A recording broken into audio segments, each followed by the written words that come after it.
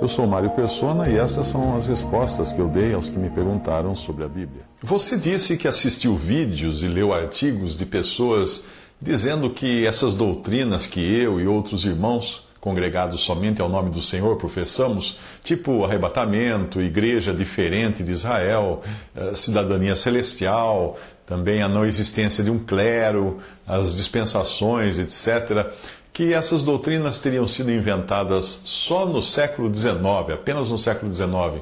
E segundo esses vídeos e artigos, elas nunca teriam sido ensinadas pelos pais da igreja, pelos escolásticos medievais e reformadores protestantes e muitos outros comentaristas. Bem, realmente elas não foram ensinadas mesmo por todos esses que você citou, e que se situam e que viveram num momento da história que começa no período que veio depois do tempo dos apóstolos.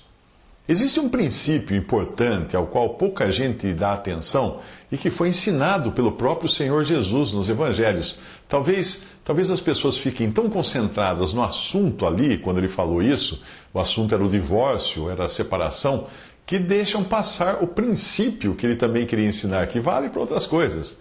Existem coisas que na Bíblia são ensinadas por mandamento direto e outras que estabelecem um princípio que pode ser aplicado para diferentes questões. É o caso de Mateus 19, versículos 3 a 5, que diz assim: Vieram a ele alguns fariseus e o experimentavam, perguntando: É lícito ao marido repudiar a sua mulher por qualquer motivo?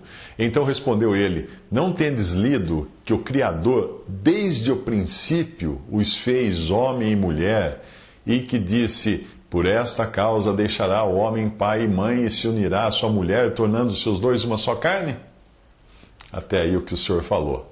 A pergunta dos judeus tinha a ver com repúdio, divórcio, algo que Deus tinha feito, para o que Deus tinha feito vista grossa na antiguidade, por causa da dureza do coração dos israelitas. Mas Jesus coloca as coisas nos seus devidos lugares, indicando o que eu chamaria de princípio do princípio. Ou seja, como era isso no princípio? Essa é a pergunta que você tem que fazer. Não é o que disseram os pais da igreja, o que disseram os teólogos, o que disseram os reformadores. Não é essa a pergunta que você tem que fazer. Você tem que fazer a pergunta seguinte: o que disseram os apóstolos nas epístolas, nas cartas dos apóstolos? Então, se você quiser entender algo das Escrituras, não convém recorrer aos autores e comentaristas do período que sucedeu ao período dos apóstolos, que veio depois do período dos apóstolos, e nem mesmo ao que os reformadores disseram ou ensinaram, já que os próprios reformadores estavam encharcados de doutrinas católicas. Eles eram católicos. Você deve ir à fonte, ir ao princípio. No princípio, como é que era no princípio? Que é justamente a doutrina dos apóstolos. O que foi ensinado lá? Vai lá. A minha filha, que mora nos Estados Unidos, decidiu vir ao Brasil há algum tempo com seu marido e filhos, no final de 2015. Ela veio queria levar o marido e os filhos, o marido que é americano, queria levá-los a conhecer Alto Paraíso de Goiás, que é o lugar onde ela foi concebida e é o lugar onde ela também passou o seu primeiro ano e meio de sua vida, aprendeu a caminhar ali, e depois nós nos mudamos para o estado de São Paulo. Mas quando ela nasceu, nós morávamos num sítio onde nós tínhamos feito uma casa, horta, um aprisco para as nossas cabras, galinheiro, estradinha para chegar na casa e algumas benfeitorias.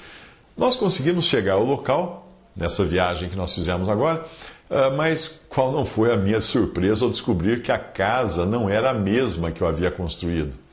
Tinha uma outra casa no sítio que estava a uns 200 metros da casa original. A casa original desapareceu, não estava mais lá. A própria estrada que levava, a estradinha que levava até a casa original, não existe mais, é uma grota. A chuva foi corroendo a terra, virou um grotão profundo, que jamais teria condições de passar qualquer coisa por ali. Então, os moradores dessa casa que agora existe ali, eles tinham alugado o sítio de alguém, e esse alguém tinha comprado o sítio da pessoa a quem eu tinha originalmente vendido o sítio. Um desses novos proprietários, não sei qual foi, tinha derrubado a minha casa. Tinha demolido a minha casa por causa de uma infiltração no alicerce. E ele não só demoliu a casa, como ele também teve o cuidado de passar uma máquina de terraplenagem no local para não deixar nenhum vestígio, para deixar o terreno totalmente limpo e aí poder arar e plantar e fazer alguma coisa ali. Deu um bom trabalho descobrir alguns resquícios de alicerce e pedaços de blocos de concreto do lugar onde antes tinha sido a minha casa.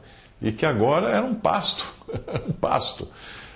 Traçando na memória, então, os limites da construção, eu pedi para minha filha ficar bem no lugar onde tinha sido o quarto, onde ela foi concebida, para eu registrar em foto o lugar do planeta onde há quase 40 anos ela tinha passado a existir, tinha vindo à existência. Se eu dissesse a você que o sítio onde eu morava tinha uma casa branca e mais algumas coisas, e você fosse até lá visitar, voltaria dizendo que o sítio não é nada daquilo que eu descrevi. Então, quando alguns falam que essas doutrinas teriam sido inventadas no século XIX, é porque essa pessoa visitou o que fizeram com o sítio, que é a igreja, o que fizeram os moradores que vieram depois. O que fizeram com as doutrinas os moradores que vieram depois. As doutrinas não foram inventadas no século XIX, elas foram resgatadas no século XIX. Elas sempre estiveram na doutrina dos apóstolos, lá nas epístolas. Como também estava a doutrina da justificação. A justificação pela fé, que Lutero e outros do século XVI resgataram. Onde é que estava essa doutrina da justificação pela fé? Lutero inventou isso no século XVI? Então vamos falar assim que também a doutrina da justificação pela fé foi inventada por Lutero no século XVI? Não! Ela já existia lá atrás. Mas os donos do sítio, por assim dizer, né, tinham passado o trator por cima delas, demolindo algumas, cobrindo-a com entulho, construindo outras doutrinas com dogmas e tradições e tudo mais. Quando os reformadores do século XVI desentulharam a doutrina da justificação pela fé, não existiam denominações naquele tempo. Ninguém falava igreja A, igreja B. Existia a igreja. Mas quando eles passaram a ser perseguidos pela Igreja Católica Apostólica Romana, a Igreja de Roma, eles se abrigaram em países onde os seus reis eram inimigos de Roma. E de medo, eles se juntaram a esses reis, fizeram acordos com esses reis. E esses reis, muito espertos, aproveitaram a oportunidade e foram criadas então as igrejas nacionais, como a Igreja da Suíça, a Igreja da Hungria, a Igreja da França, a Igreja da Holanda, a Igreja da Escócia, a Igreja da Inglaterra, que nós conhecemos por Igreja Anglicana, algumas independentes do Estado, outras tão sujeitas ao Estado que tem o rei como cabeça da igreja. É o caso da Inglaterra até hoje, onde a rainha Elizabeth da Inglaterra, ela traz, entre outros títulos, o pomposo título de Suprema Cabeça da Igreja da Inglaterra. A papisa da Igreja Anglicana é a rainha da Inglaterra. Num certo sentido, a história estava apenas se repetindo, porque os reformadores se abrigaram debaixo da proteção de diferentes reis, fazendo da igreja uma subordinada do Estado, mas isso já tinha acontecido séculos antes, quando os cristãos receberam de braços abertos o imperador Constantino, que os livrou das perseguições dos imperadores romanos que vieram antes dele. Constantino tinha o poder de convocar concílios. Ele convocou primeiro o concílio e participava do concílio. E dava o palpite dele, a opinião dele no concílio. Ele disse aos bispos da época: vocês são bispos cuja jurisdição se limita à igreja, mas eu também sou um bispo, ordenado por Deus para cuidar daqueles que estão fora da igreja. Qualquer bom entendedor saberia o que isso significava. Ele era a cabeça não só da igreja, mas também dos pagãos do seu reino, de tudo que havia no seu reino. E foi assim que nasceu a Igreja Católica Romana, no ano 325, quando Constantino, não foram os bispos, Constantino convocou o concílio de Nicéia. As pinturas posteriores a essa época, que retratam o que aconteceu, mostram o rei Constantino num lugar de destaque e cercado de bispos ao seu redor, participando desse concílio de Nicéia. Se a Igreja Católica buscou não apenas nos apóstolos, mas principalmente nos chamados primeiros pais da Igreja, que eram os bispos que vieram depois dos apóstolos, buscou neles a fonte das suas doutrinas, o mesmo fizeram depois os reformadores. Estes, embora não tenham desenterrado do entulho católico romano a doutrina da justificação pela fé e descartado outras doutrinas que tinham sido inventadas pela Igreja de Roma, eles também, igualmente, à semelhança de Roma, se apegaram aos ensinos dos primeiros pais. É daí que vem a surpresa. Mas como essas doutrinas? Ninguém ensinou essas doutrinas nos primeiros séculos, os primeiros pais, ou mesmo os reformadores. Ninguém ensinou isso? Claro que não. Porque isso está mais para trás. Está no sítio original, não no sítio depois que passaram o trator em cima. Esses pais da igreja, né? Claro que eles eram cristãos, muitos deles eram fiéis e tudo mais, e eles escreveram muitas coisas. Mas eles não falaram dessas verdades que foram depois resgatadas no século XIX. Por que eles não falaram disso? Porque Paulo avisou que seria assim, que ele partiria e que entrariam lobos no rebanho e homens que iriam distorcer a verdade para angariar discípulos, para atrair discípulos. Não que todos fossem lobos, não que todos estivessem atrás de discípulos, mas numa época, quando a perseguição era constante, ficava muito fácil descartar algumas doutrinas, vamos deixar isso aí de lado, consideradas de menor importância, para apaziguar as diferentes facções que já começavam a surgir entre os cristãos. Então já tinha pessoas com ideias diferentes, como eles já eram perseguidos, já estavam fracos diante da perseguição dos imperadores de Roma. Então, gente, vamos parar de brigar entre nós. Ok, você acredita no arrebatamento, eu não acredito. Então, vamos nenhum dos dois acreditar agora, assim a gente fica de bem. É mais ou menos isso que acontece. Quando você quer apaziguar, você passa a régua por baixo.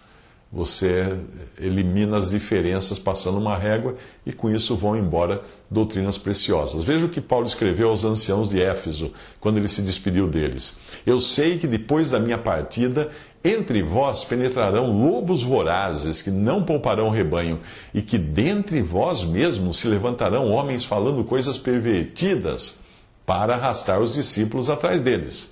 Portanto, vigiai, lembrando-vos de que por 3 anos, noite e dia, não cessei de admoestar com lágrimas a cada um. Agora, pois, encomendo-vos ao Senhor e à palavra da sua graça, que tem poder para vos edificar e dar herança entre todos os santificados, os que são santificados. Atos 20, versículo 32. Será que Paulo teria dito aos anciãos de Éfeso para que buscassem a verdade em alguém que viesse depois dos apóstolos? Será que ele falou assim, olha, depois da minha partida, procurem aqueles que vão me suceder, ou suceder a Pedro, ou suceder a João? Não. A segurança deles estaria em buscar a verdade no Senhor e na palavra da sua graça.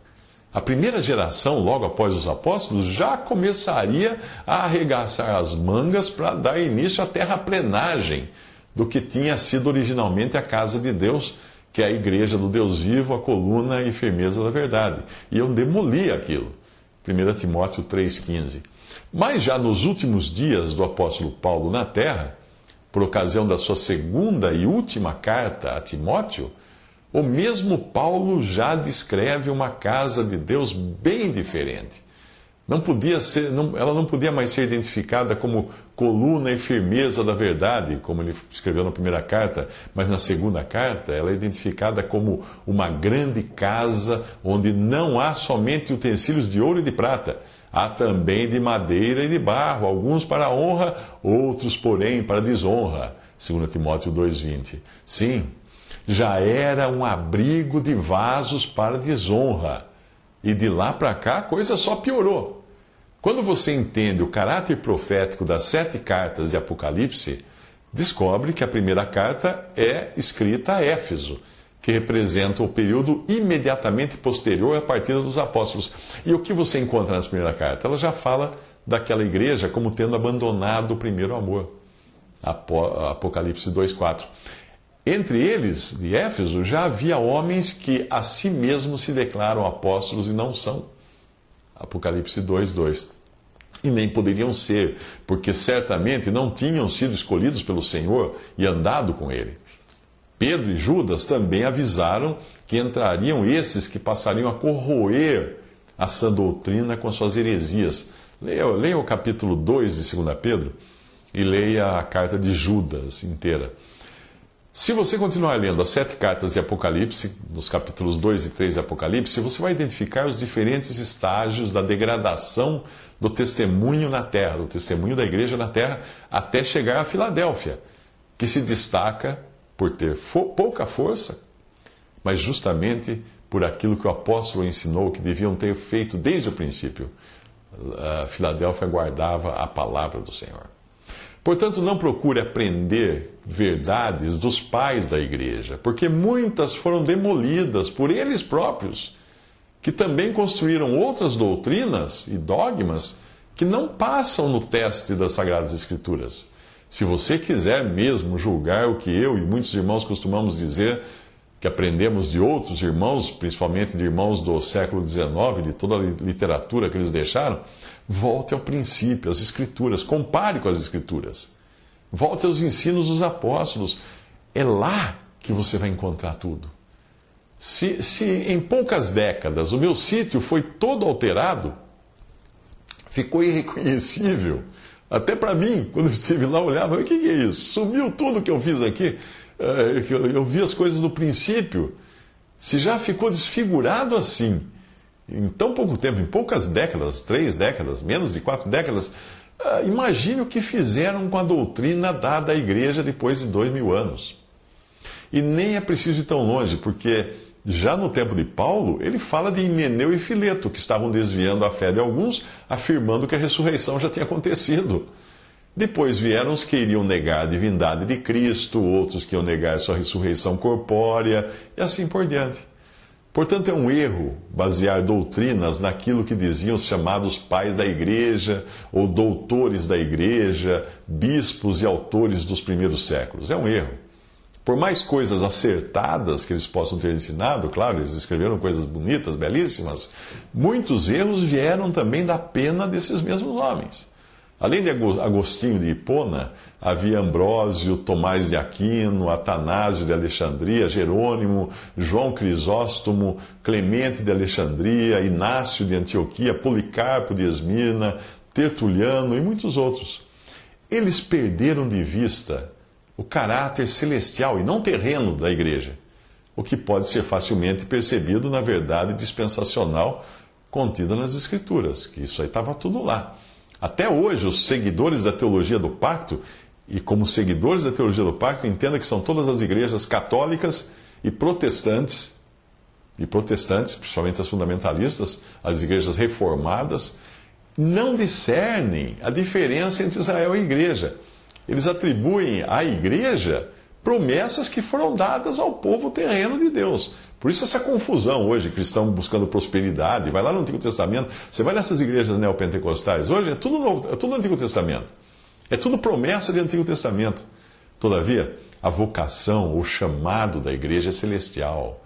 O assento que lhe foi reservado é celestial. Estamos assentados nos lugares celestiais. As bênçãos da igreja são celestiais, abençoados com todas as bênçãos espirituais nos lugares celestiais em Cristo Jesus. A cidadania, a esperança, a herança, até mesmo o nosso combate são celestiais. Nós não combatemos contra os inimigos terrenos de Israel. Nós combatemos contra as hostes espirituais da maldade nos lugares celestiais. Quando isso foi perdido de vista, os cristãos passaram a buscar um lugar e uma posição no mundo, fazendo da igreja a principal conquistadora e opressora dos povos. Isso é a história. Você estudou história, você sabe. A desculpa era de que o mundo precisaria ser conquistado pelo Evangelho, a sua população convertida e tudo deixado prontinho, arrumadinho para Cristo voltar para reinar. Não entendiam outra verdade preciosa também, que foi resgatada no século XIX, que era da diferença entre o arrebatamento da igreja e o seu encontro com o Senhor nos ares. A diferença disso com a vinda de Cristo à Terra para estabelecer o seu reino, que se dará depois do arrebatamento, no mínimo 7 anos depois. Com o tempo, a igreja começou a se achar senhora dos cristãos e Cristo foi passado para um segundo plano, em termos de autoridade.